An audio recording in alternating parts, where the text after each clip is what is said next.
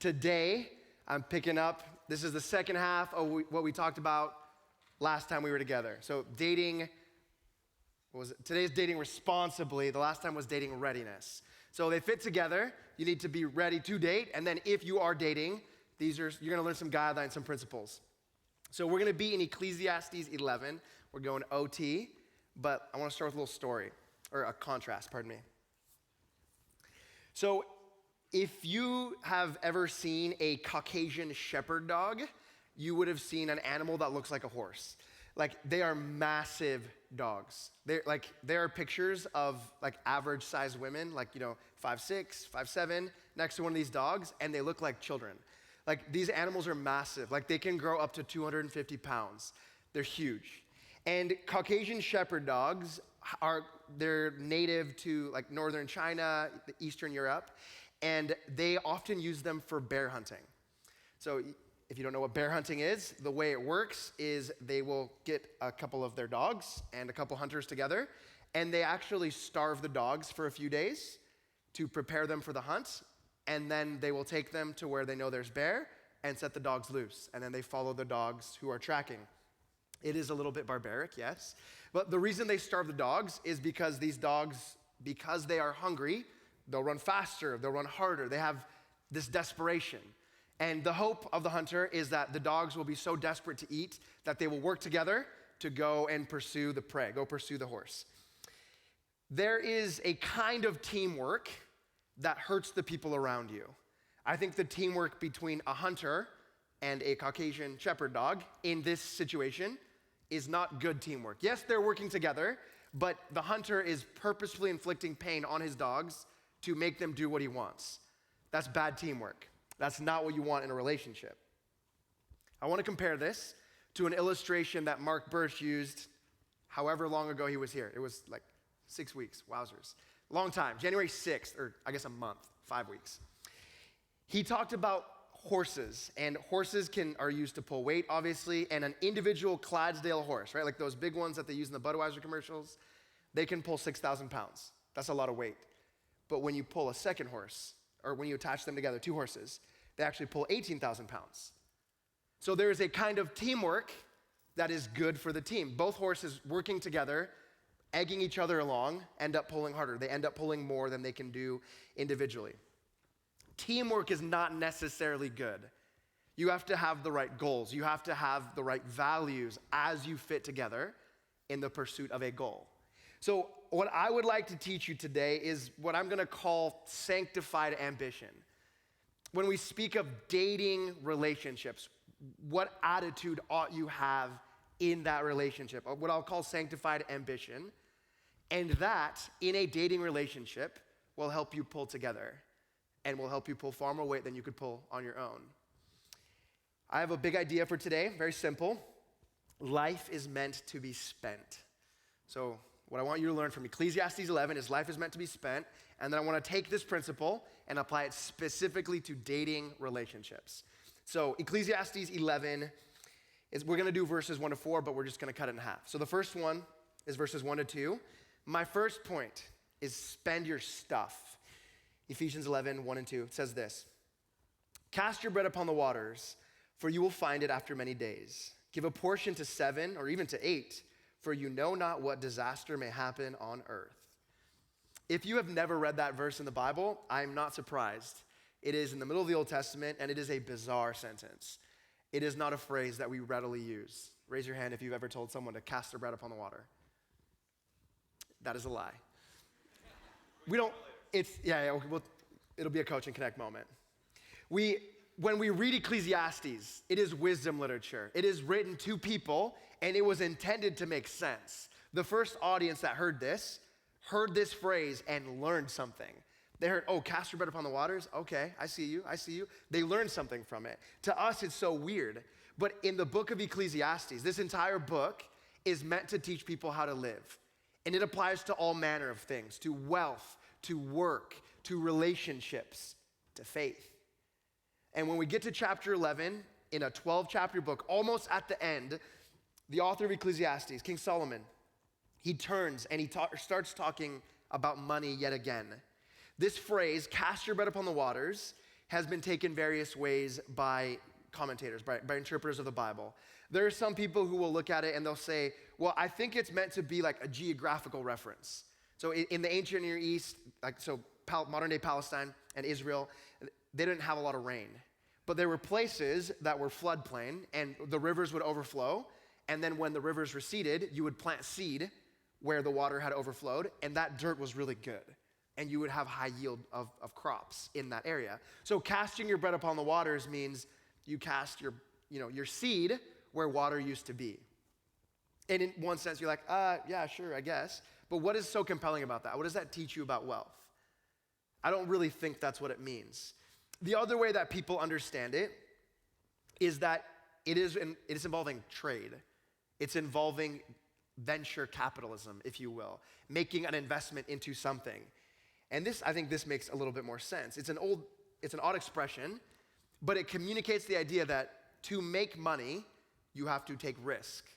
You cast your bread upon the waters. You hope that it works out. I am 31 years old, so ancient compared to some of you. And I remember when I was in elementary school, we played a computer game. This was on Windows 95, so some of you don't even know what that is. But Windows 95, there was this game called Oregon Trail. Did any of you play Oregon Trail? Yeah, that game was fire, right? I actually grew up in Oregon, so we loved this game. We were like, this is how we settled here. And then people would be like, aren't you Mexican? What do you mean? And I was like, doesn't matter. My people came here in the same way as yours, on wagons, which is obviously historically inaccurate. But the point of the story is we always played this game. And we got to play in the computer lab, and what was funny about the game was that you would leave, from whatever, Kansas City, Missouri, and then you get on your little caravan, and then inevitably people start dying, right? You're like, oh, this person had a baby, and they're doing great. Nope, baby's dead. You're like, oh no, this person died of fever. And you're like, what? Can they take Tylenol? No, it was a different world. Like, in older times, travel took a tremendous amount of effort, a long time. These groups of people, the game is based on a historical event. You would not arrive with the same people that you left. It would take you years to get there sometimes. So there would be different people. There would have been people who died and people who were born along the journey. This is how all of life has worked for all of human history until the last 300 years. So when Solomon says, cast your bread upon the waters, he's making a reference to the reality that travel is super risky. You're taking a risk. You're taking a chance. And this is even more true of trade. When people traded in the past, they were really, in every sense of the word, they were sending it. They were hoping that it worked out. Nothing ventured, nothing gained, as the saying goes. Right? So casting your bread upon the water, if we were to use colloquial modern terms, we could say something like 60% of the time, it works every time. Or we could say you miss 100% of the shots you don't take, Wayne Gretzky, Michael Scott, right? These phrases, they're meant to communicate, you gotta go for it. Just go for it, take the chance, take the risk, shoot your shot. Cast your bread was the ancient Near Eastern version of that. So verse 1 is telling you, go for it. You have to go for it. If you want to make bread, you have to go for it. You have to cast some bread upon the water, take the chance. And then verse 2 follows that and says, give a portion to 7 or 8. And the phrasing of the sentence is kind of odd to us because you're like, 7 or 8 what? Are you talking about charity? Give to 7 or 8 charities? I don't understand what the connection is. Well, giving to 7 or 8 is talking about diversifying your portfolio. In today's world, that's how people invest. If you go and you give money to a mutual fund, that mutual fund takes your money, lumps it together, and invests it in a bunch of different things. They buy technology stock, they buy water, they buy gold, they buy manufacturing. They want to get multiple investments because you never know what the market is gonna be like. Sometimes you take a huge loss in one and a huge gain in another. And their hope is if I diversify, I'll always be winning. That is what Solomon is getting at here. He's saying diversify your portfolio. You have to send it. And the way it worked in their time was that you never sent just one trader. You sent a bunch of them because someone might die along the way. You never sent one boat. You sent multiple boats. You sent a fleet. You never sent one caravan. You sent multiple caravans and multiple wagons and multiple horses or camels or donkeys or whatever it is that you were pulling the stuff with. You always sent more. You had to invest money. You had to cast your bread upon the water to make that bread. You need to take more chances to have success. In a small way, I experienced this when I was playing ball at my last school. I had a coach who he challenged all the players, so all the guards, because we would break into position groups sometimes to play. And he was like, you need to have what he called a money move. You need to have a money move, like your go-to move and a counter. And I was somewhat green at the time, so I was like, my move is a crossover. And he was like, everyone can do a crossover. You need to have a hezzy crossover, or you have a crossover into a step back jump shot, or a crossover into a spin move, or blah, blah, blah, blah, blah. He went on, and ultimately his point was, if you have one move, everyone can guard you. You become a pylon. Like, you're not a threat on the team. If you want playing time, Fredy, you need not just your money move, you need your money move and a counter and maybe a second counter. Diversify your portfolio, if you will. This reality is true in all of life. If you want to be better at something, you need more than one skill. You need to be able to do multiple things. Solomon was the king of multiple things. He was good at basically everything. Right? When we read his story in 1 Kings, we realize that this guy was tremendously wealthy. If you just read through 1 Kings like 1 to 12, how he became king and how he ruled for 40 years, you'll know that he drew taxes from his own people. He would take people, he would recruit them and say, you're gonna go work on this project, you're gonna go work on this project. And he would tax everybody. So he drew income from taxation. He had a powerful military and was considered very, very wise. So neighboring nations would pay tribute. So we're told in 1 Kings 4 that other nations sent him stuff all the time. They sent him horses, they sent him gold, they sent him servants. So he was getting income from other nations, he was getting income from taxes of his own nation. And then in 1 Kings 10:22, we see him practicing what he preaches. He tells you, cast your bread upon the waters in 7 or 8 things. 1 Kings 10:22 says this, the king had a fleet of ships at Tarshish at sea with the fleet of Hiram. Once every 3 years, the fleet of the ships of Tarshish used to come bringing gold, silver, ivory, apes, and peacocks. Which those are not all the same value. I don't know if a peacock is worth as much as gold, but in their time, apparently it was. The point is, Solomon cast his bread upon the water. He sent a fleet of ships, not just one, in case one got lost at sea. And he would go every 3 years. It didn't matter how much he already had. Solomon was willing to invest. Solomon was willing to send it. He was tremendously wealthy. In 1 Kings, we learn that Solomon was so wealthy that in chapter 10, we're told he only drank from cups made of gold. Like, you know that the drinking cup that you keep next to your bed of water, that if it falls because it's plastic and you don't care? His version was gold. He was so wealthy that they didn't even bother weighing the silver that he took in. This guy had stacks on stacks on stacks. How is it that he was so wealthy? He cast his bread upon the water. So Solomon teaches us a theology of wealth in that you have to go for it. You have to venture. You have to try to do anything in life. There is a way to misunderstand Solomon's theology of wealth. If we just stopped the sermon here and y'all went home, you would have learned nothing about how to manage the wealth. Solomon reminds us you have to go for it. It takes effort to make it. He doesn't give us that much information, that much guidance on how to spend it. But the rest of the Bible does. So I want to go to 2 passages in the New Testament that teach us that wealth is a gift from God. And because wealth is a gift from God, even through your efforts, both can be true. You make tremendous effort and God blesses that effort, you get wealth. And the Bible teaches us that because wealth is from God, people always matter more than stuff. In our world, sometimes we think they're basically the same. But in the scriptures, people matter more than stuff. There are 2 passages in the New Testament that make this explicit. Matthew 6:19. Do not lay up for yourself treasures on earth where moth and rust destroy and where thieves break in and steal. Jesus is making the argument in Matthew 6 that don't bother saving up everything you make. Don't bother hoarding up all the treasure because it gets stolen. It rots, it corrupts. There is something more valuable than stuff.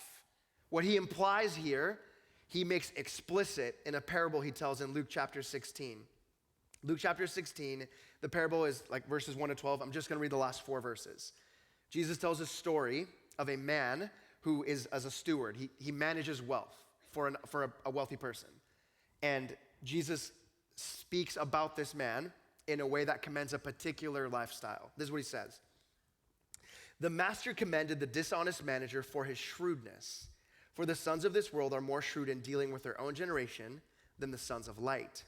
And I tell you, make friends for yourself by means of unrighteous wealth, so that when it fails, they may receive you into the eternal dwellings.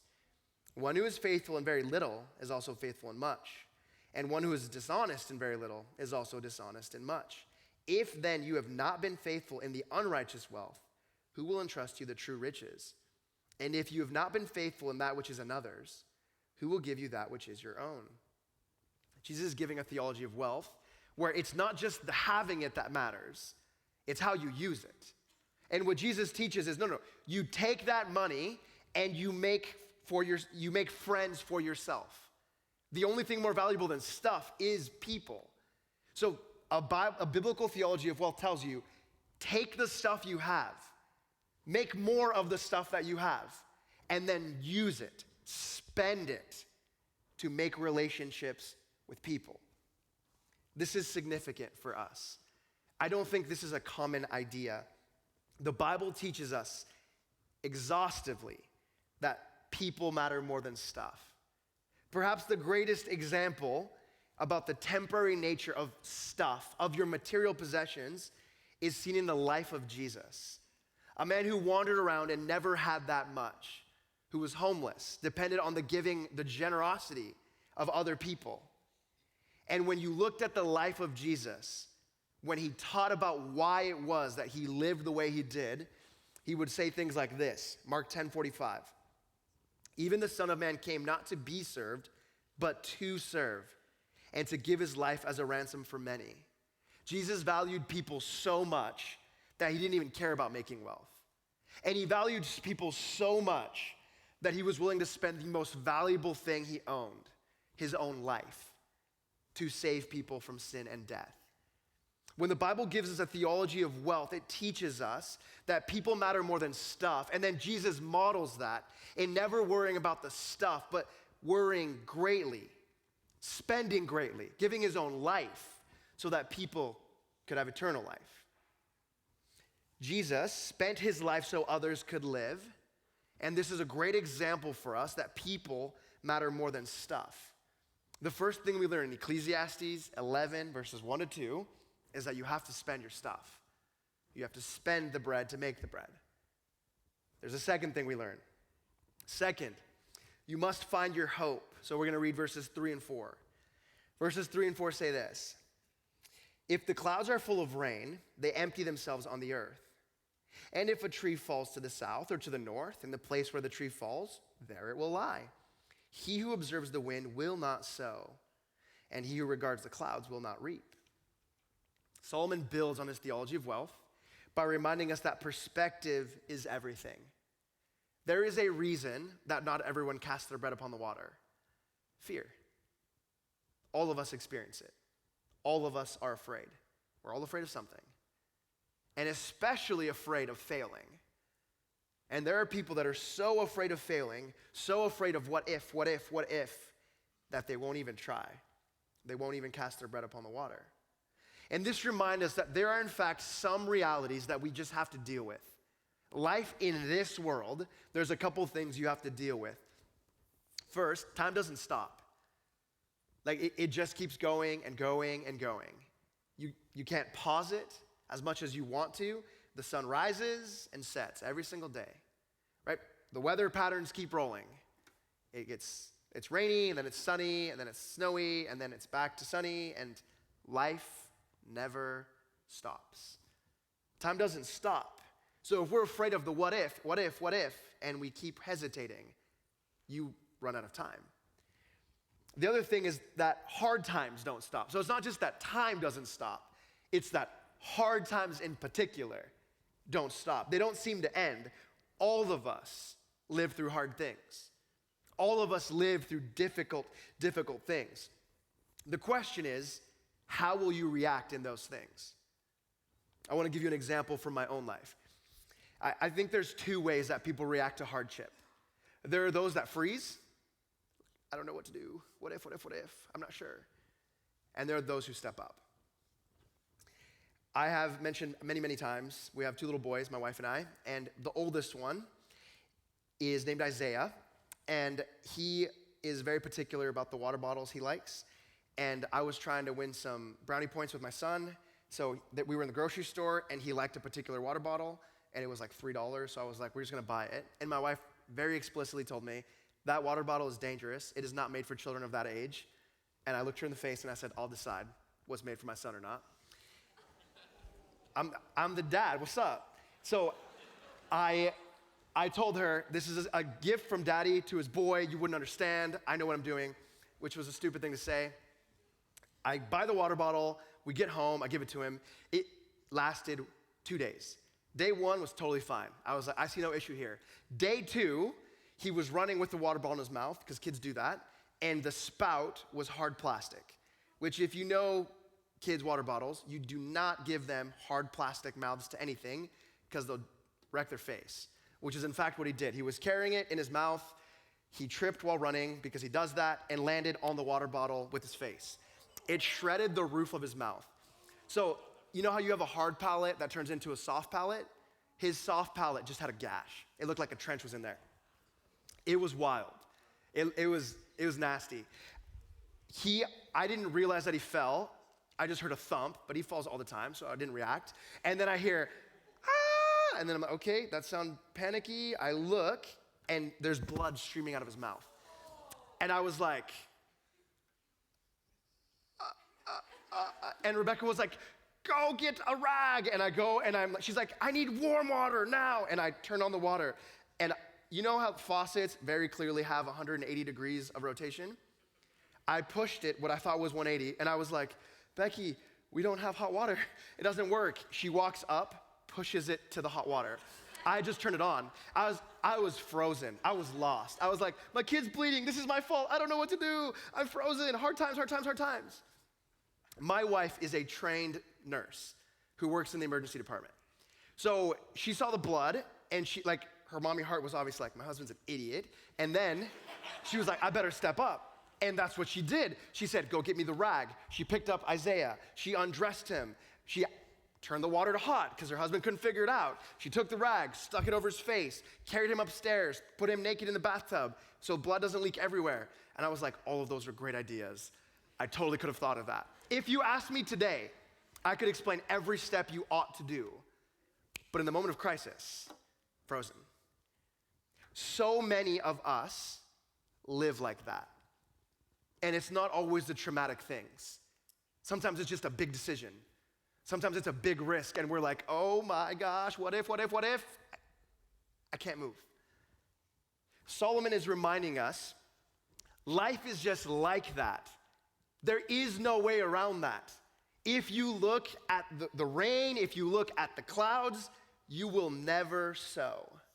Solomon's reminder is that there will always be a reason to not shoot your shot, to not cast your bread upon the water, to not send it. And ultimately, what will empower you to go for it is if you know the right things. The difference between me and my wife is that she just knows more stuff about medicine, about healthcare. She knew how to react in that moment. What do you need? What do I need to react well in hard times? Because this passage reminds us, they're inescapable. You're just gonna go through it. Time doesn't stop, hard times don't stop. What do I need to go through the hard times? Psalm 104, 14 and 15. This is the psalmist speaking about God. God, you cause the grass to grow for the livestock and plants for man to cultivate, that he may bring forth food from heaven, and wine to gladden the heart of man, oil to make his face shine, and bread to strengthen man's heart. I have to cast my bread upon the water. But ultimately, who is it that makes the bread grow, the grain grow, who makes the seed sprout? According to Psalm 104, it is God. God is the one who is ultimately responsible for sustaining, upholding, bringing about life. So what is the one thing that can help you not freeze in the moment when you face hard times? Well, knowing that God is the one who's working in the hard times and the good times. And I think this reality needs to be believed by everyone. The unpredictability of life, the good times and the bad times and the back and forth in between, reminds us that we need help. We need someone else to step in for us. And that is what God says he does in Psalm 104. God has his hand on all aspects of life. There's another passage that says he's working all things together for our good. Romans 8:28, we know that for those who love God, all things work together for their good, for those who are called according to his purpose. What Paul is saying in Romans 8 is that, no, if you trust in God, you can know that whether there's storm clouds, whether there's rain, whether there's sun, God is working for your good. You don't have to freeze. Just go for it, and it's going to work out. What we learn, not just from Ecclesiastes, but from the rest of the Bible, is that God is working so we can have hope. So I want to combine these two things. God is working and you can have hope, combined with cast your bread. You got to shoot your shot. Life is meant to be spent. If you combine these two ideas, we arrive at our third point, which is share your life. I want to read the whole passage one more time, and then I'm going to give you sanctified ambition applied directly to dating relationships. Ecclesiastes 11. Cast your bread upon the waters, for you will find it after many days. Give a portion to 7 or even to 8, for you know not what disaster may happen on earth. If the clouds are full of rain, they empty themselves on the earth. And if a tree falls to the south or to the north, in the place where the tree falls, there it will lie. He who observes the wind will not sow, and he who regards the clouds will not reap. In this passage, we see the merger of two complementary ideas. You have to go and get it. Like life is meant to be spent. Go for it. Cast your bread upon the water. And you need hope. You need a reason to not freeze. You need something that drives you, that gives you hope in the midst of the good and in the midst of the bad. If you combine these two things together, I think we see the principle of what I want to call sanctified ambition. This go for it, but with the right goals. This go for it, but be working for the good of other people. And if we're going to take this principle and apply it specifically to dating relationships, there are 3 rules that I want to share with you. Before that, I'm going to give you 2 disclaimers. I recognize that as we jump into dating, you're already thinking some things. You're like, is this guy know what he's talking about? Does this guy have anything good to say? What if I don't like what he says? Do I have to listen? There are things going on in your head. Maybe you've had horrible dating experiences and you're not ready to hear. Maybe you've never dated and you're like, I don't know if I want to take advice from you. You're like 31. I don't know what's going on in your head. So I want to give you 2 disclaimers. The first is we need a right understanding of dating. So before I can tell you anything about dating, I want to remind you, you don't actually need to date. You can date. It's good to date, but you don't need it. You need friends. You need relationship. You need people. But as to dating, dating is what we can call a privilege. It's not a necessity. You're welcome to do it, but it does not add or remove your humanity, what you actually are as a person made in the image of God. We need to understand that you don't need dating, you do need friendship. And on top of that, if you decide to jump into dating, dating is by nature meant to lead to something. The nature of relationships is that they are supposed to progress. Friendship leads to dating, leads to marriage. That's the trajectory. That's the design of what it is. Every relationship grows, it matures, it deepens. I'm going to use the example of Pokemon. to show you. Pokemon can teach us lots. All right. When you first start playing Pokemon, if you remember way back in the day, Pokemon Yellow or Red or Blue, whatever it was. I don't even remember. It's been a long time. But you could pick your little character, and everyone started with Charmander or Squirtle or Pikachu. And if you played the game for 10 hours, 50 hours, 1,000 hours, if you still have the Charmander after 100 hours of the game, my conclusion is that you stink at the game. The point of playing the game is to help the Charmander get the experience points he needs to grow into a Charmeleon, come on, and a Charizard. I know some stuff. Yeah, I'm well versed. Thank you. You're too kind. Stop it. If you start with a Squirtle, you want the Wartortle, you want the Blastoise. Like, these animals are meant to grow. They're meant to progress. The whole point of being the Pokemon trainer is that you mature the creature. Dating relationships are like that. You start a relationship with a person, and the person is supposed to mature. Your relationship is supposed to mature. If you're 100 hours in and it's the exact same relationship, you might not be good at the relationship. It might not be the right relationship. You need to know some things about dating. You need to believe the right things. You don't need to date. You do need friends. And if you are dating, it is meant to lead to something. There are correct things to believe about what dating is. And my second disclaimer is we need the right attitude. I think even if we believe the right things, right? Like, it's not an ultimate thing. I don't need to date, but I want to. And yes, you're right, it's gonna progress to something. We tend to be either really high or really low in our attitude about what dating is. We're really cynical or we're super romantic, right? We don't shoot the middle. We're at the extremes. We say things like, no. Dating is the worst thing. It's so hard. It's terrible. The reality is, like, dating can be hard. It takes effort to build a relationship with someone, but it's not always hard. It's not always horrible. It's not always bad. It can be fun. It should be fun. Or we go on the opposite. We're like, no.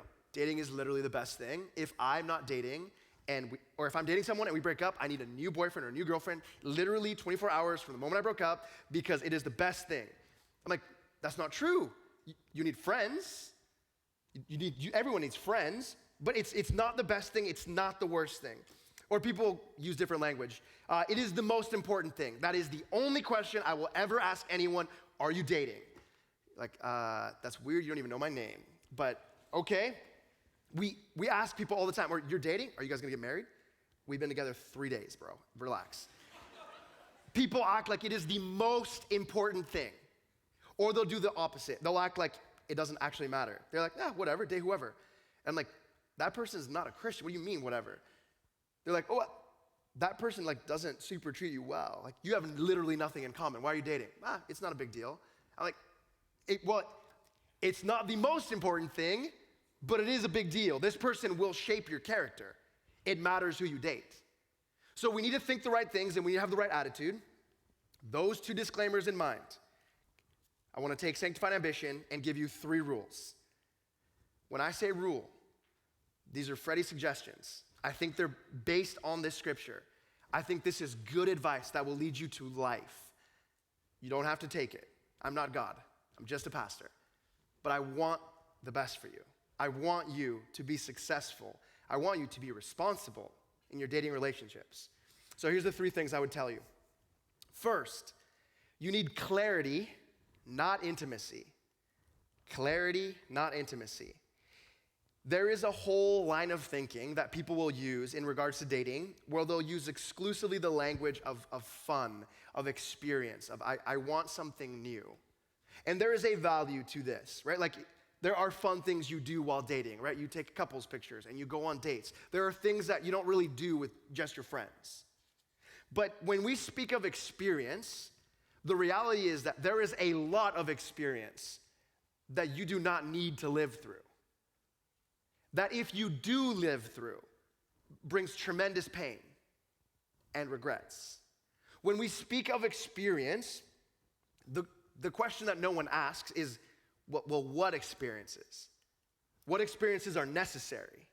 Like, what experiences should I have in dating? Because biblically speaking, there are some we should not have. people go for it all the time. There are things that we ought to pursue and things that we ought not to pursue. And what if, as you're dating, your experience is different than the next person? Then you start comparing your relationship. Why is my relationship not like their relationship? They've been dating 3 minutes, and they seem so much happier. They already say, I love you. And this person, we've been dating 6 months, and they don't even say that to me. They must not love me. You have this comparison, and comparison ultimately kills your joy. When you speak of dating, exclusive in the language of fun or experience, of trying something, it leaves you super vulnerable to pain. So what we need is, we need clarity, and clarity specifically in your intentions. Earlier I said that dating is meant to progress to something. Dating is meant to progress to marriage. That's what it is for. That doesn't mean you get married tomorrow, but you have to understand there is a destination to this bus, to this train. If you get on here, it is going there. It can take a long time to get there. You should be wise. You can take your time while you get there, but that is where it is going. There are a lot of people that will jump into a relationship with someone they know they would never marry. Or worse, they know they should not marry, but then their emotions win their heart and they're willing to go for it. If you do not have clear intentions, it leaves you remarkably vulnerable to pain and regret. There's a pastor in Texas who he gave this great illustration. He says, dating without the intent to marry is like going to the grocery store with no money. You either leave unhappy or you take something that's not yours. Dating has a purpose. You need to have clear intentions as you jump into dating. And on top of good intentions, or clear intentions, you need clear boundaries. This is the reality of what dating is. So much of the awkwardness of relationships is due to the fact that people don't set or do not respect any kind of boundaries in their relationship. Boundaries, of course, does mean the physical, but it goes beyond the physical to the emotional and even to the spiritual. When we look at relationships that have dissolved, one of the main reasons that things are awkward is because the other person knows you too well.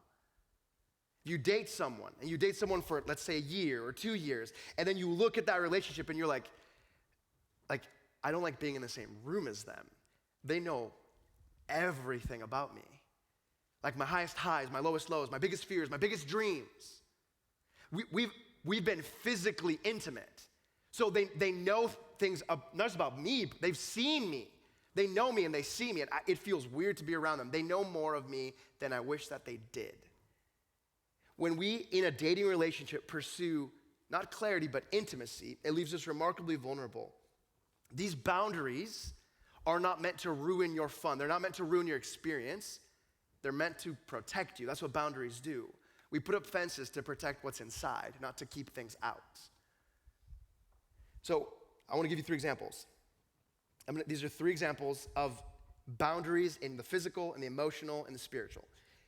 Physical boundaries. When you are dating someone, I think it is wise to hold hands while dating and kiss when engaged. Now, I recognize that that is remarkably rigid.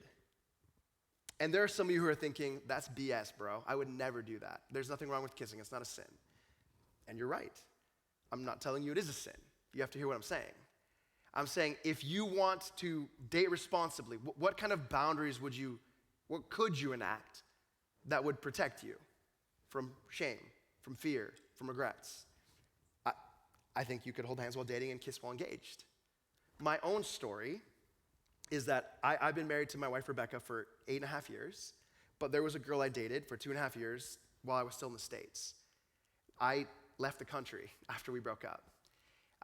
That is not a person that I would ever want to be in the same room as. She knows far too much about me, has seen too much of me. We've experienced far too much together, physically, emotionally, spiritually. It would be really difficult for me if I was in the same room as her. It would be exceedingly painful for me if my little boys met her and asked, how did you meet our dad? This woman, who is not my wife, knows a lot about me. And as I look back on my relationship and I think, what kind of boundary would have protected me? would have protected my family. I think holding hands while dating or kissing when engaged certainly would have helped. I think there are also emotional boundaries that we're really soft on. You start dating someone and you see them every single day. You start dating someone and your friends don't see you for 3 months. And then we're surprised where our friends are like, dog, we don't see you at all. Like, I don't even feel like I know you anymore. There is an emotional boundary in putting a time limit on how much you spend together.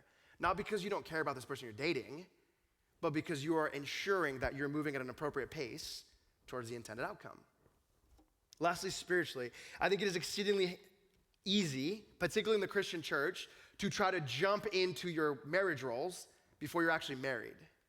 We see this all the time in couples, where they start acting like a husband and wife, and they share like debit cards or credit cards, and you buy a couple's devotional together, and you start doing things like as if you live together. But I'm like, but you don't. Why would you act like you do? This is a boundary, a spiritual boundary, on top of an emotional boundary, on top of a physical boundary. These are suggestions. You don't have to do this. I'm giving you examples of the kind of things that you could do to maintain clarity rather than intimacy in a dating relationship. That's rule number 1. Rule number 2, compatibility, not mimicry. In dating relationships, it becomes so easy for people to become exactly the same. A part of that is normal. My wife speaks like me now. 8.5 years later, we have similar mannerisms because we live together. It is normal to use the same words, talk the same, speak the same, make the same facial expressions.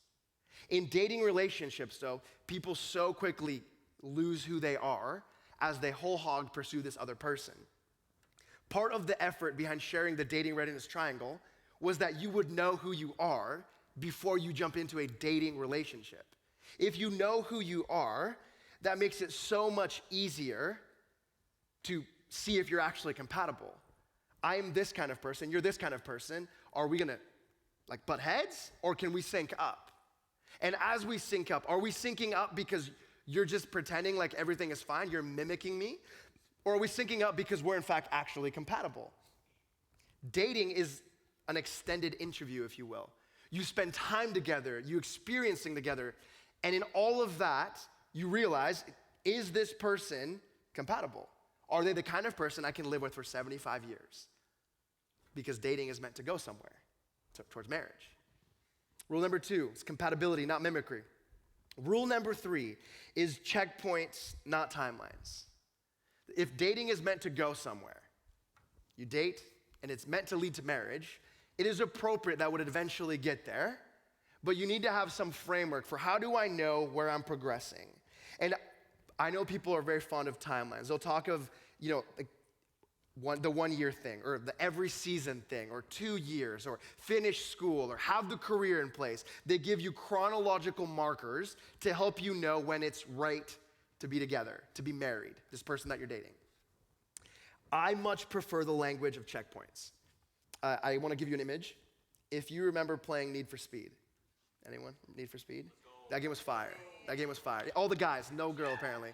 Need for Speed. It's a racing car game, and you're supposed to get to the next checkpoint before the timer goes out. And if you get there before the next checkpoint, it adds to your timer, and then you're in the negative. And the goal is you're racing. You want to be in the negative.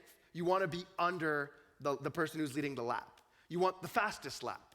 So you're always trying to get to the next checkpoint. Dating relationships are sort of like that. You're going somewhere, and there are checkpoints along the way. And the way that you can manage it is, what is an appropriate amount of time to get to this checkpoint? You need to agree what the checkpoints are, and then you need to agree on the timing of those checkpoints. The 3 that I give people when I meet with people many, many times for premarital counseling or for the premarriage class we teach here, and as we talk about it, when people ask me, Fredy, when do you think is the right time? I say, well, I think there's a couple checkpoints. First, has this person met your family and your friends? You should not marry someone that has not met your family and friends. You're merging a life together. You're gonna live with them for 75 years. They need to know who your people are. That's checkpoint 1. What's checkpoint 2? Well, after the family and friends, I think At some point, you realize this person is incredibly compatible. What would you say to someone who's super compatible in a way that no one else is? That would mark them out from the crowd. You know, these are my friends, but this person, they're different. Well, I think you would say, I love you. I love you is a checkpoint then. They've met my family and friends. We're dating. We've been together a few weeks, a few months, whatever it is that you think. But now I'm like, no, this person, they're special. They're different. I think they're really compatible. I love you. Okay, now you're at the I love you. What comes next? Well, the next checkpoint then is the engagement. That's kind of the three. If you're saying I love you, it becomes exceedingly difficult to stay within your boundaries. If you've already met, or if the person who you're interested in, who you're dating, has already met everyone you know, it becomes really hard not to include them in all of your life. My point in giving you all of these checkpoints is not to give you rigid rules, but to give you some guidelines for how it is that you ought to date. If you Google dating, or if you go to the bookstore and look up books on dating, you will find myriads of things that will teach you how to act. My hope is that from Ecclesiastes 11, you see this principle of sanctified ambition of, no, I have to go and get it. It takes effort on my part. I must pursue it. It does not just happen. And if you take those if you take that sanctified ambition and then apply it to 3 rules, the clarity, not intimacy, compatibility, not mimicry, and lastly, checkpoints, not timelines, I think this will give you the ability to date responsibly. My hope for all of you is that your dating relationship is like a pairing of Clydesdale horses, that together you can pull more weight. If you remember what we talked about 2 weeks ago, you are to carry before you care. You do need to be able to carry your own weight. But together, 2 can carry so much more. My hope for you, should you choose to date, is that as you find someone, that together you can agree upon these rules. Make your own version of these 3 rules. And together, you can build a relationship. And if it does not work out, it doesn't always work out, you can walk away with no regrets because you had rules to direct and guide your relationship. Dating responsibly can and should be a transforming relationship. Our life, not just our wealth, but our life is meant to be spent. I want to help you spend yours responsibly.